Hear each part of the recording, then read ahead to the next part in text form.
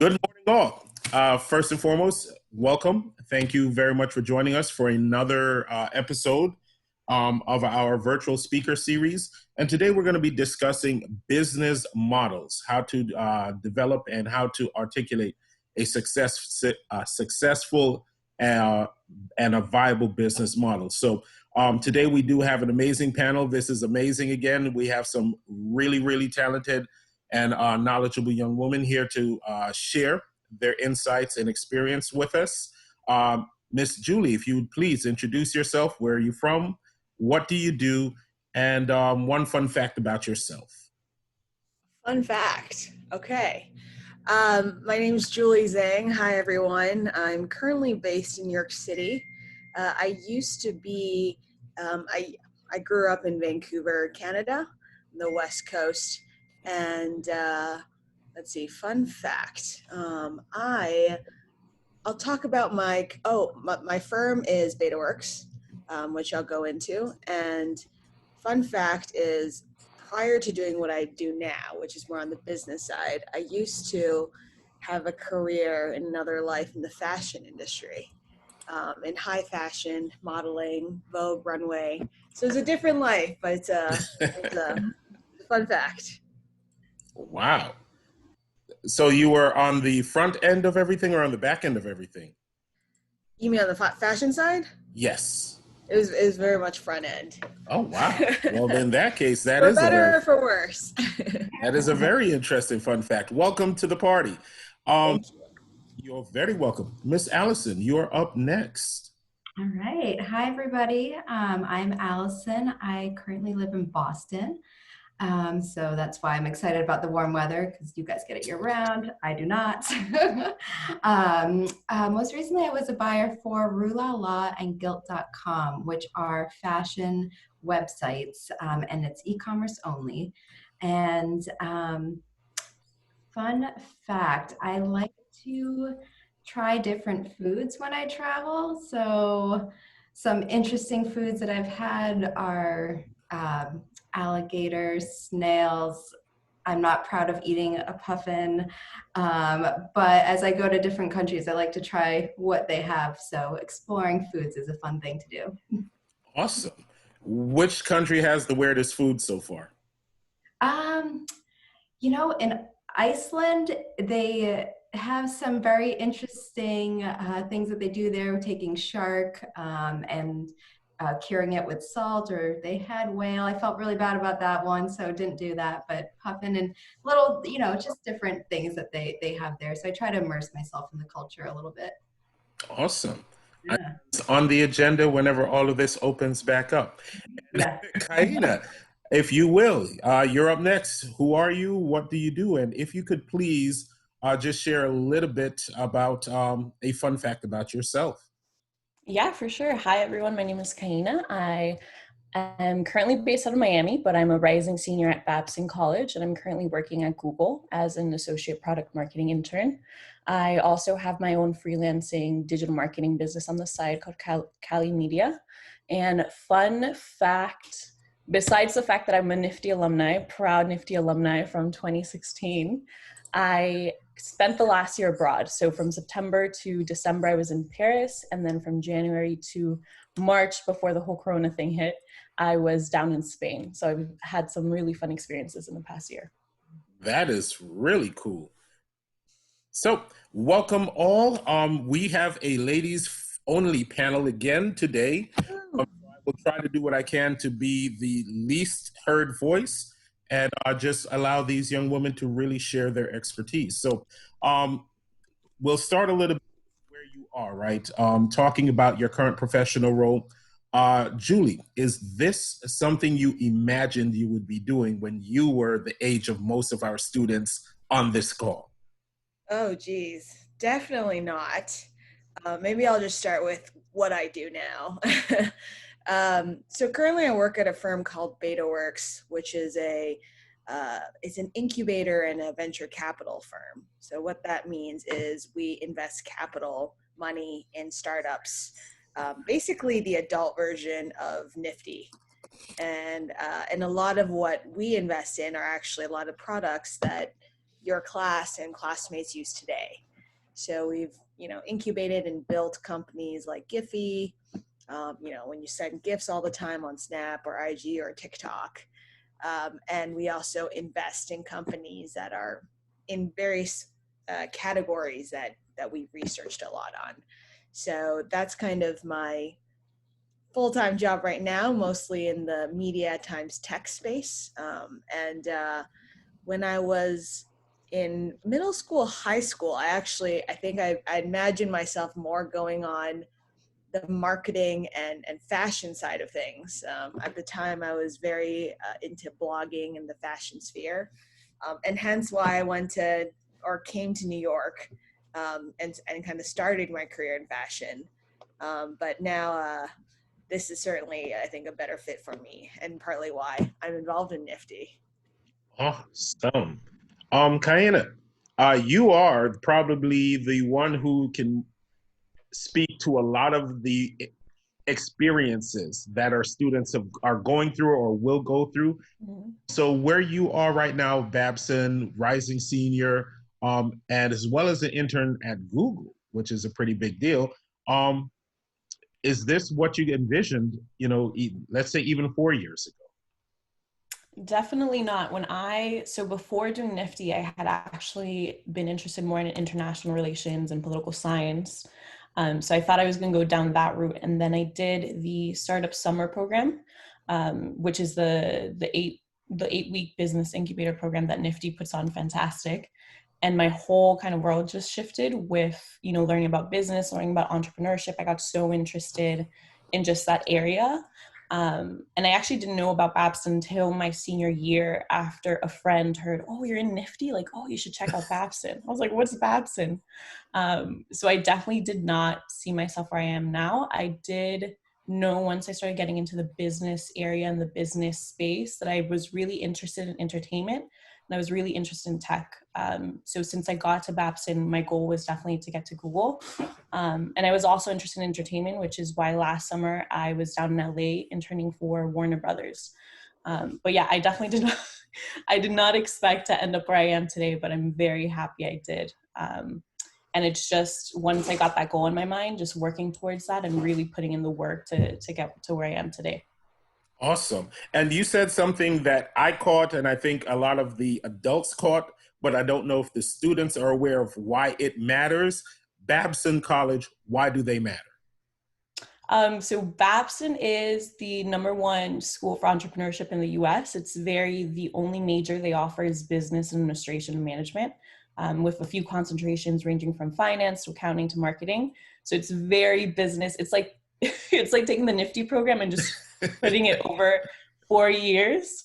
So if you're interested in business and entrepreneurship, definitely check the school out, because it's literally my first year. I actually discovered my passion for marketing, which is what I'm doing now, because they have this thing called FME, which is the Foundations of Management and Entrepreneurship. And you basically, the whole class, the entire year, is you starting a business with your classmates. It's like a business Hunger Games almost, very intense.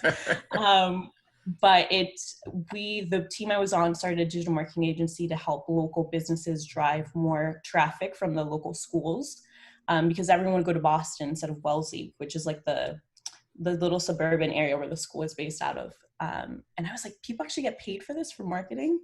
And yeah, that's how I started going into marketing and how I ended up working as a product marketer today. Awesome. So all of these different points on your path kind of started as you started to learn more. You kind of concentrated a little bit more into things that found more things that interested you and excited you. For sure. Once I got the taste of marketing, I just did a bunch of internships. I started getting a bunch of work experience. So far, I've done about 8 internships since I got to Babson. Wow. Just to because I knew I wanted to get to a company like Google, and it's not easy, especially coming from a non-target school, sort of. So I knew I wasn't going to let that be an obstacle. So yeah. Awesome. And we're going to come back to that, but later on. Yeah, for sure. I wanted to give you a chance to also share a little bit about what you do professionally, and whether or not that was anywhere on your radar when you were anywhere from 14 to 17 or 18. Yeah, so I have a little bit different of a perspective. I am a buyer. So I don't know if you guys are very familiar with what a buyer does, but essentially what I do is I pick products for certain categories. So for instance, a while back I was at Bed Bath & Beyond. So when you walk into Bed Bath & Beyond, you see all these different products in there, but there are buyers that pick the products that go into the store. And I work with vendors. So perhaps you guys build a company and a product line, you would present it to me and I would decide whether it fits in our metrics and our business model and in the trends. And then I would actually present it to my CEO and our senior management and say, I feel strongly about having this product in our store, and we would put it in. And so, that goes for any retail store you go into, even grocery stores. So there is somebody in the middle that will, bring your product in. We work with metrics, it's part of negotiations, things like that. So the reason I actually got into buying was at the age of 13, I was visiting a friend and her sister was home from college and she was studying fashion merchandising management. And like Julie, I really wanted to be in fashion, but I couldn't draw. So I was like, well, what? And I talked to her a long time about what she does and what she wanted to do, which was to be a buyer. And I thought, this is so cool. I can do fashion and I can have business and put the two together. And I really enjoyed math. So how do I be creative, but also have that business model background? So I strategically chose to go to the Fashion Institute of Technology in New York and did a fashion business management program. Similarly, like I wanted to make sure I had a bunch of internships under my belt because the fashion industry is very large. You can do product management, you could do product development, you could do marketing, you could do buying, you could design. There's a lot of different avenues that you can go down. So I think something that's really important is that explore, especially while you're young, like explore different opportunities, different ways. It's just a really good way to build your background and use those skill sets that you'll gain, and it can help you guide you through different areas in your career as well. So that's pretty cool. So you kind of saw something from the time you were 13 and were like, I want to do that. And then you made it happen. Yeah. And retail's tough. So maybe, maybe I'm probably rethinking a little bit, but it's exciting because it's business model skills, and these are the skills that you can take forward to any different career path that you want to go. Absolutely. I just want to highlight one point that was highlighted for Kaina. Is that how you pronounce it? Yeah. Kaina, for Allison as well. So for those students interested in fashion, and I know a lot of our nifty alums have been, in terms of higher education, the school that Allison went to, Fashion Institute of Technology, FIT, is one of the best. So that is something, if you are considering from fashion, either business side or design, that's something that you should explore and research a little bit. Awesome. And that's a great tip too, because some of our students aren't there yet, but there's something you're going to say today that's going to stick with them when it comes time to make these decisions. So in the midst of all of this, a lot of the times the students will see individuals that we bring on and think, okay, how do I get to where they got to? And they think it's all an easy road, right? It's just smooth sailing the whole time. Kaina, if you will, could you share with us one of your biggest professional wins, but also one of your losses and a lesson that you learned from that? Yeah, for sure. So I think if you had asked me a year ago in terms of when, I would definitely had said getting a scholarship to Babson, because that was something all through high school. I was like, I want to go to a great university. And it took a lot of years to make that happen, and to finally see that through when I got the scholarship my senior year, that was a huge thing for me. But now, if you ask me now, I would definitely say the opportunity I have now, because I've had it in my sights so long since freshman year, since even before freshman year, I was like, I want to work at a huge company like Google. And having this opportunity and just being around the people that work there and having them as mentors and having them as coworkers, it's one of the best things ever. And especially being offered the opportunity to work there full time, because the whole point of the internship is to hopefully convert and secure that bag in September when I get the exit interviews. And in terms of flaws, I would definitely say, so when I was in Nifty, in the program, the business I was developing was One Page Closer. It was a nonprofit. I'm a huge book geek, huge nerd for books. And my nonprofit was basically to provide fully stocked bookcases to kids and teens here in Miami. Basically fun books, because none of the books we get in school are all that fun or foster reading. And I loved it. I was super passionate about it, but I had to let it go once I went up to Boston for school. And that has always been one of my biggest kind of regrets, the fact that I couldn't keep it going, and just, I didn't handle things logistically. And then I was at a conference that I got invited through NFTE, a Chase conference, when I was a senior in high school. And I asked, her name was, oh my God, I can't remember her name, but she was the first woman president of Telemundo. And I said, how do you help the community? How do I do this nonprofit thing that I'm trying to do while still taking care of myself and making sure my career is progressing? And she told me something I'll never forget. She was like, you have to take care of yourself before you try to help others. And I was like, what do you mean? I'm trying to give back to my community. And we talked a little bit about it after, and she said, you have to build yourself up to the point that you have the resources, you have the connections, and you really have your career in a stable place. And then after that, or while you're building that, try to help others. And I was like, what? That's so weird. She's like, no, it's like a beautiful thing trying to help the community, but you'll be able to provide so much value, much more value and impact, if you're coming from a place of resources and connections that you can really maximize the effort you're putting into it. So I think that's one of the biggest lessons I've learned. I've tried to give back as I'm building what I hope will be a successful career. But that's definitely one of the biggest lessons I've taken away from that. Wow, that's powerful, because I think a lot of even adults don't learn that until later in life. So Until they burn out, right? yeah, or just get frustrated with trying to chase and not really being able to attain. As long as you've got the floor, Allison, could you share one of your big wins, but also a loss that you've encountered, and what was the lesson you learned from that? Yeah, so I'll use going back to Bed Bath & Beyond and shower curtains in a business that I was managing and building.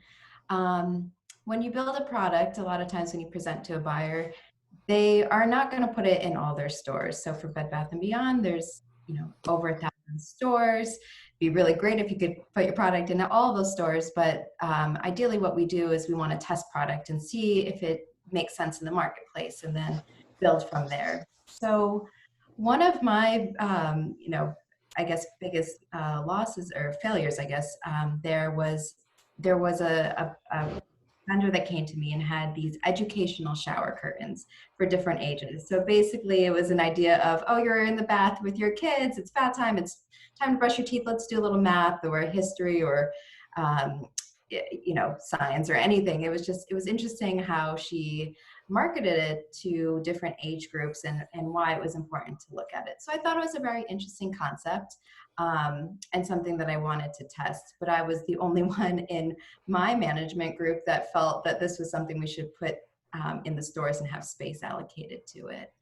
I worked with the vendor to negotiate her taking back all the product at the end of 3 months if it didn't sell, and then we would reevaluate from there. But, I was really passionate about it just as much as she was. I got really behind and excited, and I didn't really have enough support behind me. So when I did test it, we sold 4 units, and it was in about 60 stores. So most stores didn't actually sell any of it based on that. And so, I in a way, I felt personally that I lost a little bit of credibility in testing. But what I learned is that, you have to do your homework, and you have to really make sure that you get the support behind you of what you need to do if you really believe strongly in something. And that was one of the first tests that I had done as a buyer in that business. And then from the flip side of that, I actually was in the marketplace. And one thing that you'll learn about your business and products is that you always have to see what's going on in the competition. What are other people doing? What does it look like? Who's better than you? Who's below you? Where do you sit in all of this? And really understand what's going on, because the marketplace is always evolving and changing. So as a buyer, you're always in the marketplace. You're competitive shopping, meaning from Bed Bath, I would go to Home Goods weekly. I would check out Target. I would go to Macy's and see what their product lines look like, and spend time with vendors, seeing what they're producing as trends for the next season and the next year. So one of the things that I saw were was linen. Linen couches a few years back were a really big trend, linen bedding. So linen is a soft cotton fabric that is very breathable. And we were seeing it not just from a high-end marketplace, but trickling down to the mid-tier, which is what Bed Bath was. So I learned from my mistake and I built a whole presentation saying, here's what the marketplace is, here's where our competition is. It may not be exactly in this product, but it's in bedding and in living and furniture. So there's a marketplace for something like this. I built trend boards. I worked with my vendors. I created a case that says to my CEO and my management that I believe strongly in this, let's test it. We tested it and I picked markets. I worked with our regional managers and I said, do you see this as something that your customers would like? And they said, yes. We have a high-end marketplace. We sell higher retail ticket prices products. And so we went through, I worked and collaborated with those members and we built a small line, put it in stores, tested it, did really well. And the next season, everybody was behind it and felt that they wanted it because they missed out in their stores. So it went to all stores. It was a program that was one of our top programs for 3 years, which is really exciting. But, and it could have not been as strong as it was. But I think the idea is that you have to build a case, you have to learn your market, you have to understand your business, you have to collaborate with everybody around you. It's not a siloed experience. That's a very strong case for just understanding the research when you're actually looking to launch a new business or into new markets. So that's amazing. Yeah. Julie, you are at an incubator. You're at a grown-up Nifty, if you will. So, I know you see the wins and losses all day. So what have been a personal win for you, a professional, win for you, and then also a loss and the lesson you learned from that? So I'll actually start with the loss first, and then I'll kind of guide my way into a win. But the loss occurred really young in my day. So it probably early college. I founded a couple startups in early college. One of which was a mobile app that helped people with dietary restrictions. So if you had gluten allergies or dairy, or if you were pescatarian, you could go out to places and see what restaurants footed your dietary limits. And so it's kind of like a Yelp for dieters. And I had built this app very early on with a couple of my friends from home while I was in New York, just starting college. And I was in charge of marketing and product, and the team there was kind of the C-suite. The three of us were iterating. And really it was kind of like a school project, as Kaina mentioned in business school too. It was kind of just like a side project that we hustled on while we had a full-time student career with internships, etc. And we used all our own money, our own time building this. And it ended up, we spent a lot of time on it, but we ended up just not knowing enough in terms of, we didn't know we were young, we were kind of scrawny brained, and we just didn't know where to go or how to ask. And we weren't asking the right questions, but we also weren't realizing we weren't asking the right questions because there wasn't that kind of educational step. There weren't the right mentors. And that is, running a business myself now, as well as watching other people run businesses, investing, that is probably the hardest thing. They're called unknown unknowns. And you can't tackle things that you don't even know are issues, right? And I'm sure many of you have run across this problem, though certainly alleviated by the Nifty guidance. You kind of have a playbook. Are you addressing this need? You have teachers, you have mentors. And that's why we are so bullish and proud of the program we worked so hard to develop for Nifty.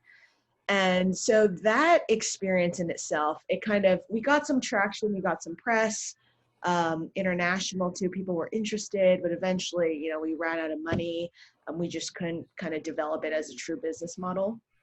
And coming out of that, I realized that, wow, there's just too much I didn't know. And so I ended up in my undergrad, I was lucky to be in New York City, where there's a plethora of opportunities.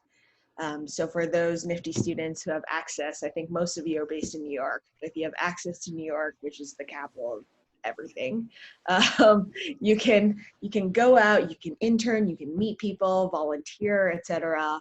So I did that across the gamut, from marketing to PR to fashion and to small to large companies.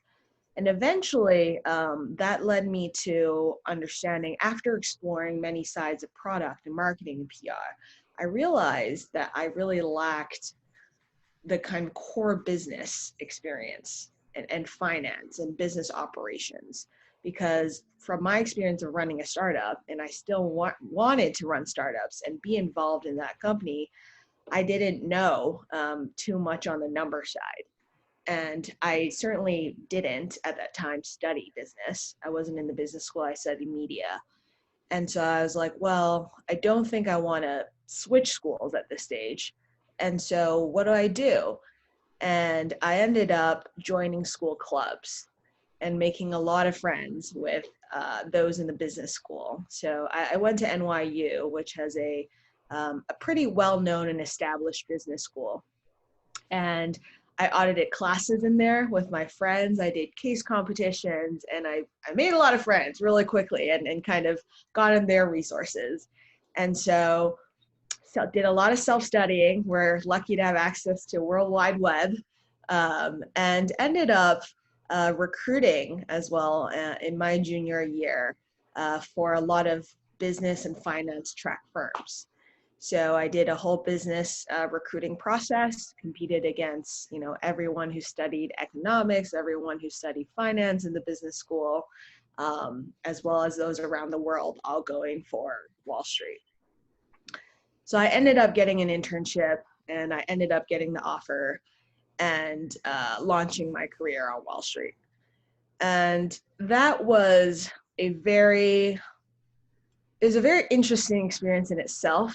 It was certainly an unconventional path that I took it. And Wall Street, thinking of how that launched my career and helped me build a strong foundation for how business works, was very fundamental in rounding off kind of my future trajectory, because it's also very known for a certain work ethic, professionalism, training, and being very familiar with numbers so that it's not kind of a daunting thing.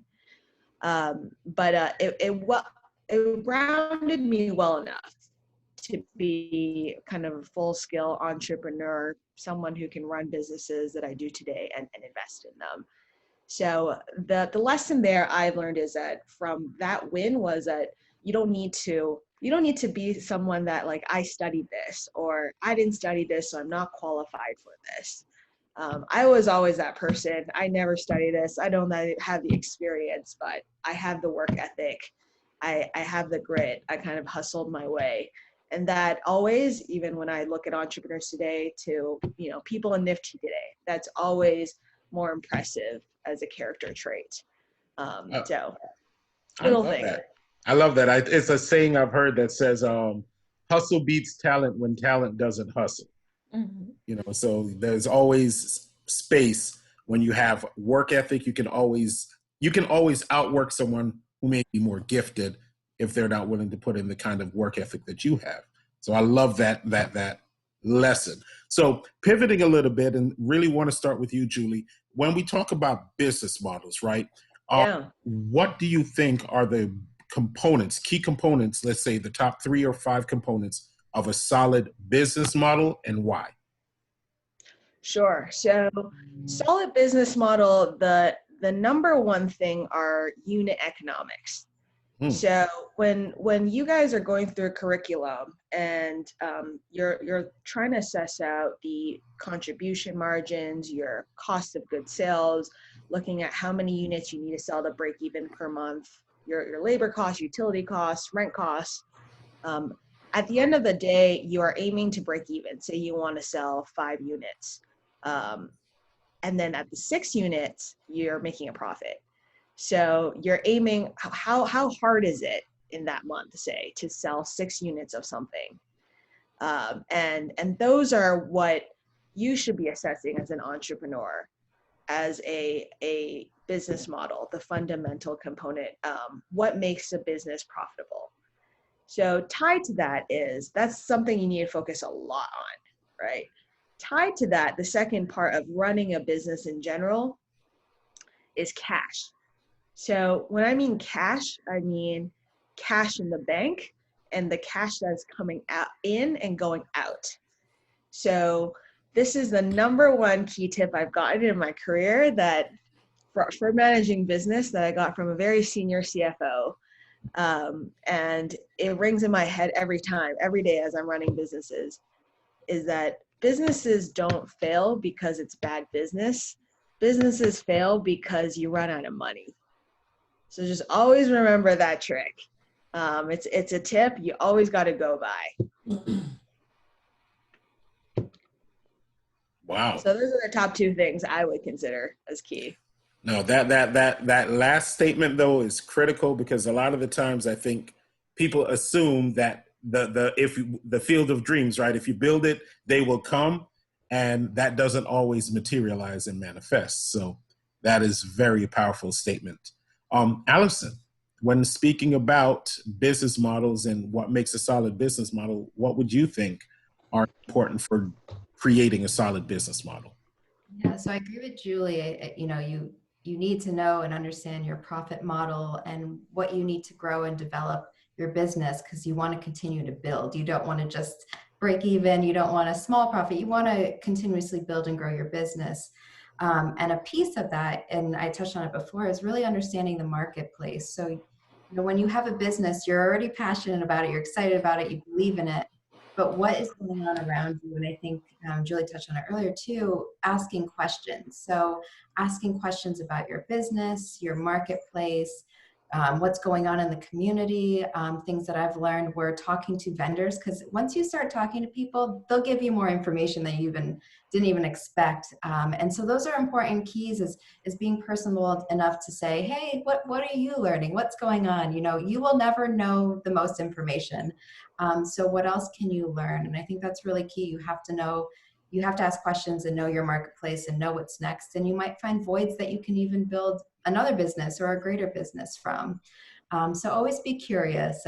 There's always something more and something better in a way. And I think if you use that drive, you'll find, different niches in the market as well. But stay curious. Awesome. And Kaina? I think Julie and Allison put it perfectly. But to add on a couple points, so in that foundations class that I mentioned, one of the fundamentals that we learned were the top, I believe, 16 reasons why startups fail. Among them was definitely running out of cash. That's a huge one. And then one that kind of I experienced personally is creating a solution to a problem that doesn't exist. So having, like Alice mentioned, having a proof of concept and knowing your market and knowing that it's going to be successful is a huge thing. That's something with One Page Closer, for example, I thought it was great. I was like, yeah, I'm a huge reader.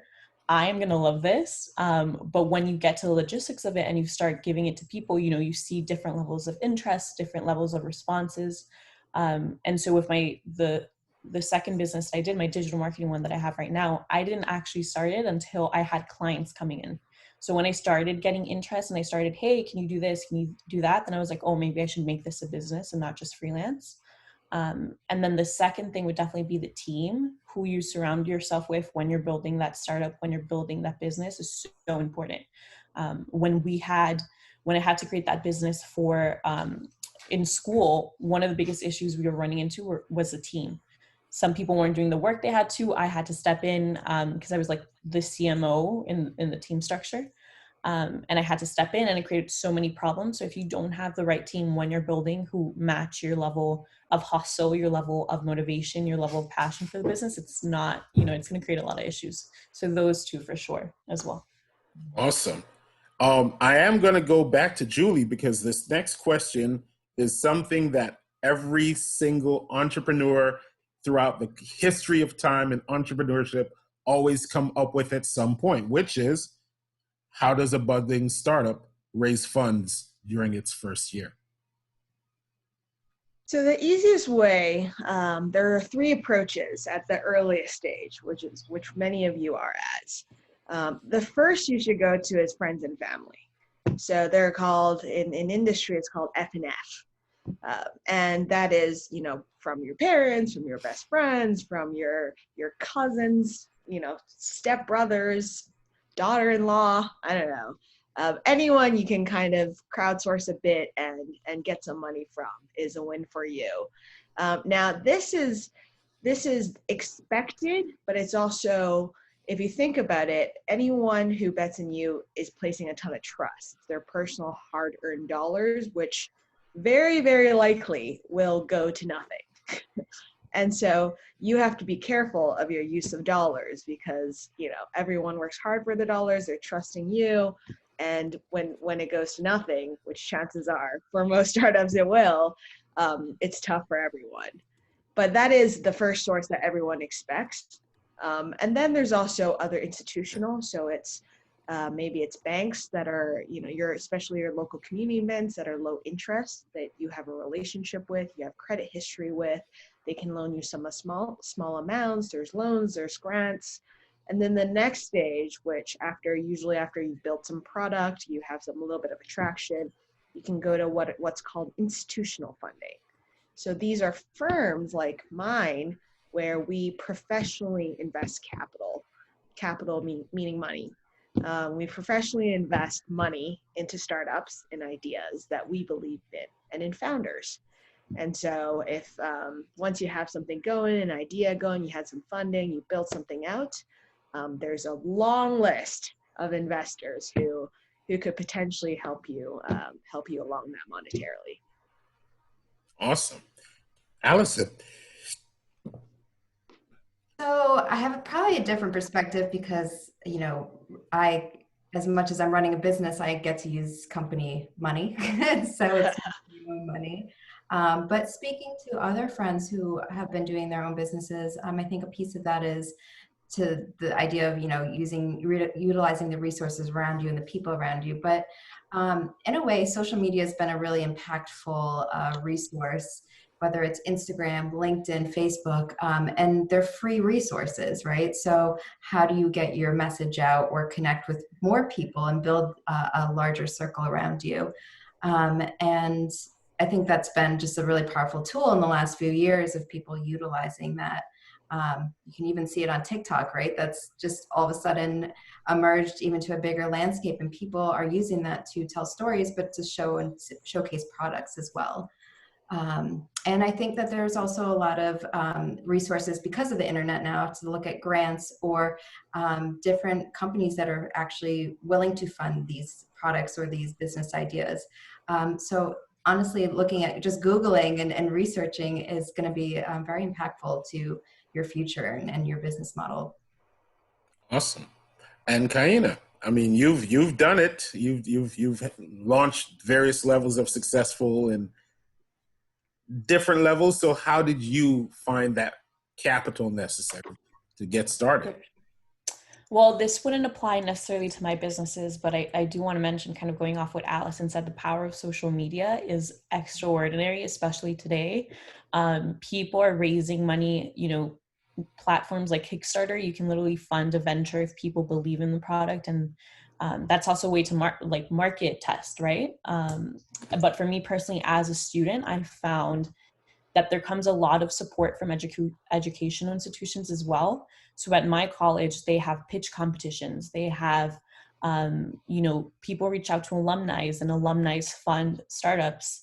So I definitely recommend for all the students here, if you're looking at a university, if you're looking at a college, definitely if you're interested in entrepreneurship and that's what you want to do, definitely look into their startup program. Do they have a business incubator that you could join? Do they have funding available, mentorship available? At Babson, for example, they have a whole kind of center just for free mentorship, free lawyers, pitch competitions. They have a program for women. So definitely look into that if you're interested in entrepreneurship. And then also kind of if you're low on funds, even though when you're starting a business, you should have as much cash as possible, like Julie was saying. Finding scrappy ways to market test. If you have a product, I went to a conference a couple of years ago, and this, I don't know who was speaking, a guy was speaking, but he was basically saying, find scrappy ways to market test and really, show evidence that there's a need for your product, because then it's more easy to get funding. But he was giving an example of, okay, I want to sell this product. I think he found an example off Alibaba. He took a picture, put it on eBay. So he did the whole, basically explaining the product features as similar as he could put it. And then once he got it like an order and he was like, oh, it's no longer available, but that's his way of testing the market need. So I wouldn't say that's the best way to do it, but definitely taking inspiration from that scrappy mentality and doing what you can with what you have. That's an amazing. I love that. Like, who was Eric Rouse wrote a book, and I think they spoke about it in one of the last sessions that we did, the Lean Startup, about how are you able to get feedback from potential customers without actually spending money on building them. Exactly. So that is a brilliant strategy.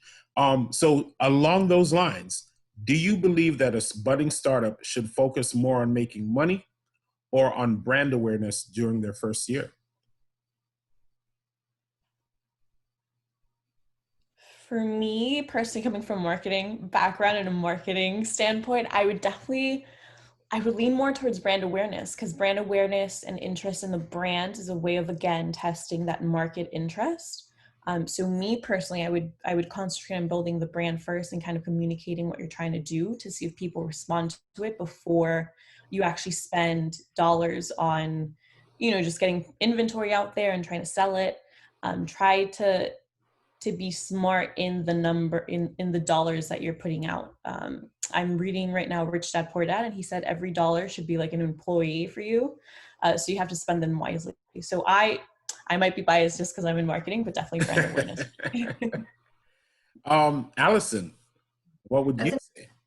That's interesting. I agree, actually. And I think tying back to the social media part, before when I'm buying, I want products to be known for the most part. I want the brand to be known, because otherwise, why am I selling it in my space that the company's paying for this space for your product?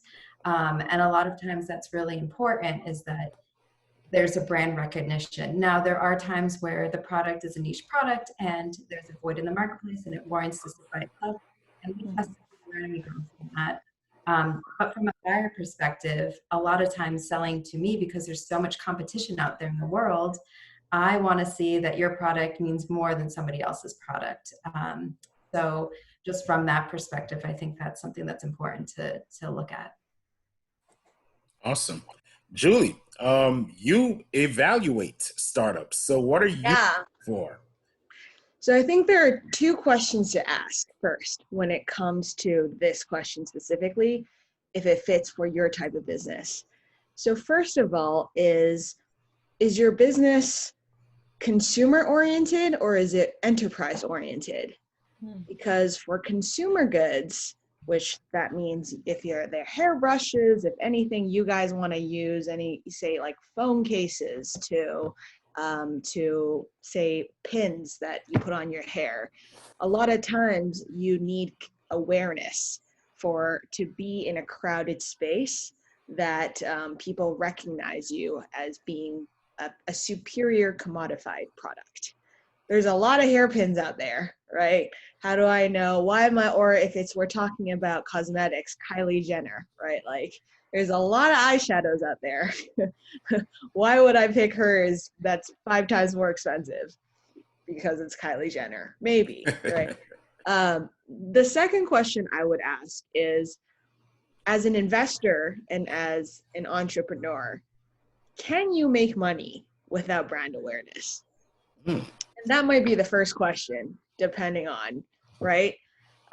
If the answer is yes, I can make money without brand awareness and without spending money on brand awareness, that should be your go-to, right? So if I'm selling to IBM or if I'm selling to JP Morgan, their executives might not care about brand awareness. They're not on TikTok thinking about, Kylie Cosmetics, potentially.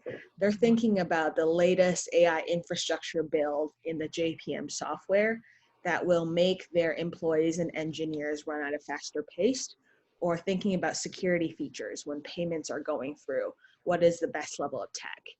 And what they need is someone like an entrepreneur or someone tech savvy to explain that concept and show it works, not that they see it on, you know, a TV screen. So it really depends is the answer. That's a really good point.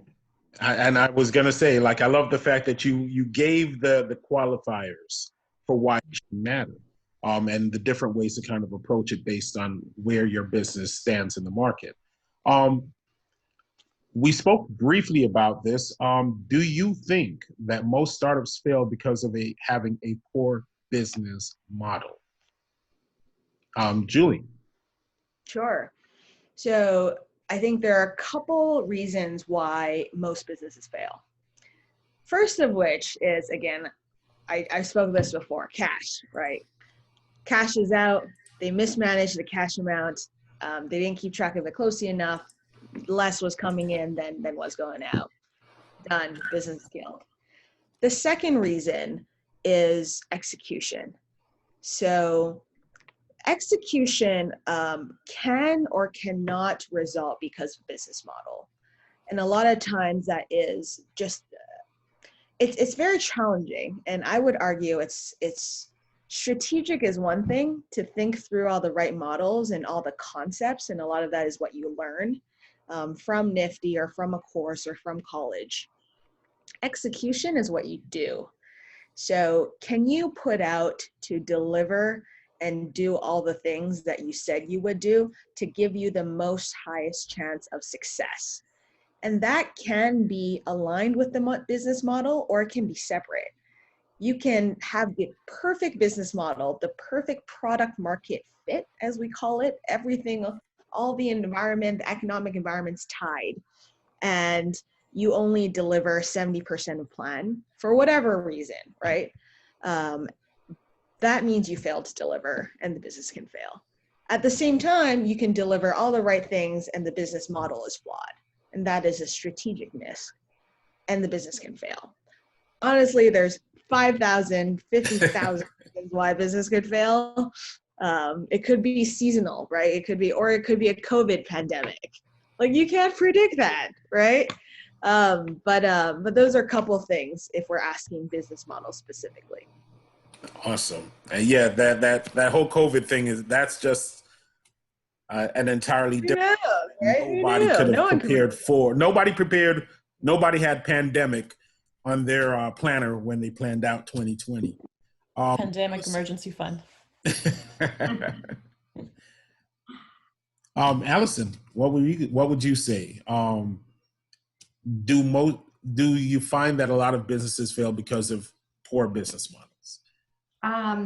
From my perspective, a lot of times I do see that. I think a piece of that, but it varies. And to Julie's point, I mean, there's so many different factors, right? But a lot of it really has to do with cash flow and starting a company and getting really excited about it. The passion's great, but then you put all these resources out there to get it going and you spend all this money, but didn't look at the long-term effect of what that means, because you're assuming your investment, you're going to get a return on your investment. I've worked with vendors who have actually gone out of business because they've put so much of their own time and resources into their products, but didn't look at the long-term effects of, what do markdowns mean? A lot of times you actually pay for the markdowns to the buyers. So when we come back and say, your product didn't sell, I need more money from it, you signed a contract that says that you will do that. So, it's sometimes overlooked, reading contracts, understanding the models that are out there. How does that impact your business? And a lot of it is really long-term. So I've seen businesses not be able to return that because they spent it all up front and didn't really anticipate what's next. So yeah, it's sort of like the other side of it too. Man, cash flow can be the great equalizer or the great eraser, if you will. Right, exactly.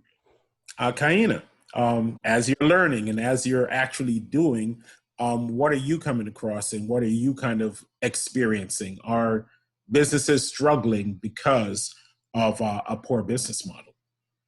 I mean, Julie and Allison said that there's so many reasons, which is something I learned my first year at Babson. There's so many reasons a business, could not do well. I've found just having a lot of friends as entrepreneurs and as aspiring, business owners, a lot of times when you have an idea, you're so passionate about it that you're kind of, you have blinders on. You don't want to it's like your baby. And so it's hard to be objective, and it's hard to analyze your business model objectively and say, okay, this is wrong with it. This is why we might not be able to execute. So going cash flow, yeah, for sure. I think that's one of the definitely top reasons that businesses that I've seen or I've been around haven't been successful. But yeah, also not being able to be objective. So that's where it's important to bring someone from the outside who has, like a Julie, who has all that VC knowledge, who can be objective and can really tell you straight up, this isn't going to work. You got to, you just have to be objective and really, because sometimes you can have a great idea, but not have great execution. There's so many reasons that go into it. Awesome. Now, I do want to take a moment because I know we've said it multiple times, cash flow.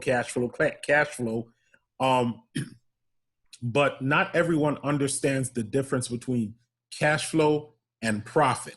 So can we talk a little bit about the fact that it's possible to be profitable but have a negative cash flow? I'll let Kaina start. I mean, yeah, so a lot of times this is something on the topic of social media. Me being in the digital marketing space, I've seen a lot of these entrepreneurs on Instagram that are like, yeah, I've made 2 mil in a year. But then when you look at their cash flow and their financial statements, when you really get into it, they might be in negative because, revenue does not mean profit. You have to, let's say you're making, I don't know, 100,000, you have to take out your salary, you have to take out fixed expenses, variable costs, you have to take out so many things. So a lot of times, when you're talking to someone or you're just discussing business, be like, is it revenue or is it profit? Like, how much are you making once you take off all those costs? Because there's so many things that you can't imagine goes into a business. There's research and development. If you need a product, there's, just all these things. So revenue might not necessarily mean profit, that you're, the money that you're taking to the bank might not necessarily be the same thing. Awesome. Allison. So to touch on that, from a buyer perspective, I have to manage financials from a daily basis, but from a month and from a season and from a year, which is what I would also expect my vendors or, you guys owning businesses to be doing, is looking at it at different points in time. So maybe this month I'm not making a profit, but I see the long term of 6 months, I can turn the product faster and I'll make more of a profit there. And then from bringing in products, even though I'm seeing it from my siloed business and my categories saying, yes, I'm making a profit this month. Well, when you roll it up into the bigger picture and I look at the entire company and what are we spending on expenses, which is what you guys would be managing, the total view of, okay, we have operating expenses. What is it? What margins do I need to make sure that I cover those operating expenses first and then work through the rest of the product and adding on all those different elements into your business model. So, there's a lot of different ways, I think, depending if even just go into managing businesses for companies, you still have to look at the bigger picture. And it's really easy to say, I see my category and I know what my business is doing, but there's a lot of different factors that are going to go in, and you have to look at the long term. I think the key is, and I kind of mentioned this before, is it's not about today and tomorrow and 4 months down the road, but you have to look at a picture and kind of continue to build from that. Awesome. Julie, you had the first word. You get the last word on this particular subject. Sure. Versus profit. So when I'm currently running a business along with investing as 2 full-time jobs. But when I'm thinking about the business I run and I'm thinking about profit and loss in terms of financial statement, it's different slightly from a cash flow statement or from cash flow itself when you are actually in the operating world. So when you're thinking about profit and loss financials, those are a period and snapshot of time when you record the state of business. So when you guys are running your nifty curriculum startup, you guys had to draft up what's the revenue, the COGS, the contribution margin, operating expenses, and then the profit, and how many units you need to break even, and how many, and your forecast for the rest of the year based on season and the reasons why, right? When you're drafting your curriculum. And that's great from forecasting. You can plan ahead better, you know your costs.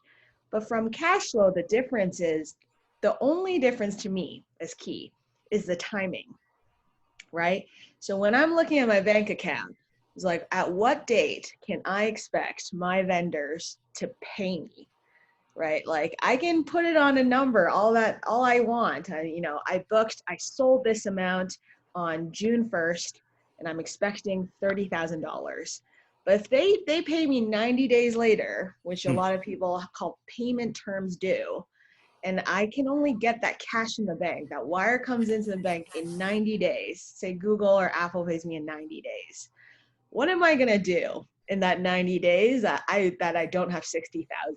I still need to run my business, and I don't have cash to run it. And so that is called, this flow is called working capital. But from an entrepreneur's perspective, that is also running operating cash flow. So I need that 60K difference from other means, either it's, the bank lending me credit, or I have other proceeds coming in that time, that I can build that 60K to run that business and make my business not die before I get that money. And that's the difference. I Money agree. Oh, sorry. I No. just wanted to touch really quick on what Julie just said, because that's so important. And I want you guys to remember too, having extra cash flow is important, because especially what you're seeing right now during the pandemic, retail in general is a really tough business, right? So you may sell me a product, you're going to expect your payments in 60 days, but guess what? I don't really have it right now. So it's not going to come for another 90 days. And it's the nature of what's actually happening in reality right now. So to not expect that things will come on time, you have to already plan ahead for those sort of nuances that will happen, and just be aware of those things. Wow. Yeah, that you said that, and it reminded me of Cheesecake Factory actually told the people that its landlords, we don't have it. You're just not going to get it from us this month. And that's a cash flow issue, right? No traffic coming in through the doors, no revenue coming in, no cash coming in. We don't have it to give out. Exactly. That's not producing any kind of revenue. So it's amazing how that's so relevant to what's going on right now. Ladies, I want to say thank you so very much for joining us today. The work that we do cannot be possible without your support and your insights, your expertise, and your time. I do want to ask if each of you want to share maybe a 30-second, 45-second wrap-up, final thought, key takeaway that you want to leave with our students regarding business models or entrepreneurship in general. Kaina, you have the first word. Yeah, I mean, just coming from a place that I was where you guys are a couple years ago, I would definitely just, not only from an entrepreneurship perspective, but from a career perspective, from a future perspective, try putting in the foundation work now. Try to, I kind of wish I would have started reaching out to people, building that network and finding opportunities and being, hustling in that aspect.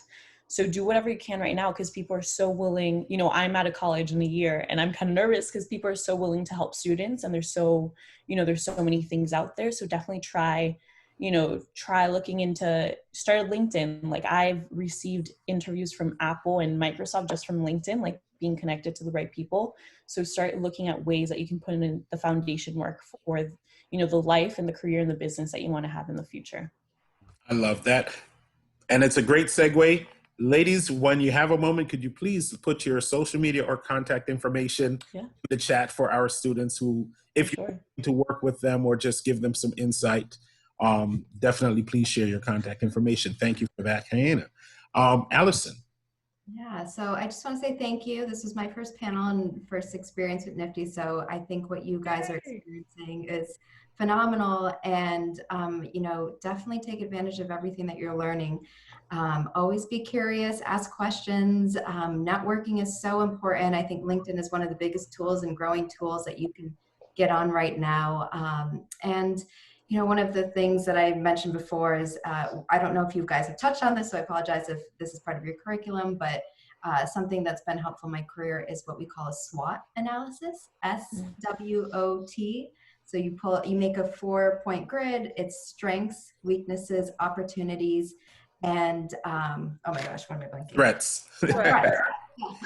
And so basically, you know, it's great for you personally as you grow into your career and as you're building your businesses. I don't have the same experiences as Julie and Kaina, but you know, I use these same entrepreneurial skills in my career, and they're so important. So no matter where your life and your career takes you, these are skills that you're going to have for a lifetime. So it's a great opportunity and very exciting. Awesome. And I do want to say, I appreciate you throwing that last bit in. We always tell students, even if you don't go on to start your own business in life, you can always be an intrapreneur, which is someone who might work for a company, but still use the entrepreneurial mindset in order to be successful. And so these skills transfer no matter where you go in life. So I love the fact that you touched on that, because it really does reinforce something that we speak about very often in our program as well. And Okay, I'll be real quick. I know we're short on time, but 3 things takeaway for me, from me. 1 is cash. Cash is king. Manage your cash. Number 2 is education. So you guys are already doing in that, but always invest in education. Investing in education is investing in yourself. Knowledge is power. Doesn't have to be expensive. The World Wide Web, free. Everything's on there. Ton of free courses, talking to people's education, doing Nifty as education, invest in education. 3rd is you can hustle your way into everything, anything and everything. So never feel like you are disadvantaged. If you have the grit, if you have the hustle, you can make anything happen. Wow, I love that. Thank you so very much. Ladies, it has been an absolute pleasure and an honor. We do appreciate everything. For the students, if you want to hang out or ask any questions, you're more than welcome to. If you can hang out for maybe 5 more minutes. Other than that, y'all are free to go. Let me see if there are any questions. We look good. My Twitter in the chat, which is kind of the easiest way to reach me. I am putting in a second. There you go. LinkedIn is there, so feel free to connect. Awesome. I appreciate you, ladies. It has been a pleasure. Have an amazing afternoon. For the students, I think you go to lunch now. We will see you all back in your classes around 1. Ms. Brown, is there anything you want to say to your students before they get out? Oh, thank you so much. Yeah. Thank you, ladies, for all of your insights. A lot of things that you mentioned, we have mentioned in the Biz Camp. It's really interesting, the reflections that you have that are really, really relevant to what we're doing in the classroom with our students. Thank you so very much for your time. You were always very generous with your information, and we like that. Thank you. Dan, just quickly Good luck, also. everyone. Oh, I just wanted to say thank you, Allison, Julie, and Kaina. Thank you guys so much for lending your time. This was really amazing and really great. Thank you guys. Thank you. Thank you. Y'all have a beautiful afternoon. I'm rooting for you guys.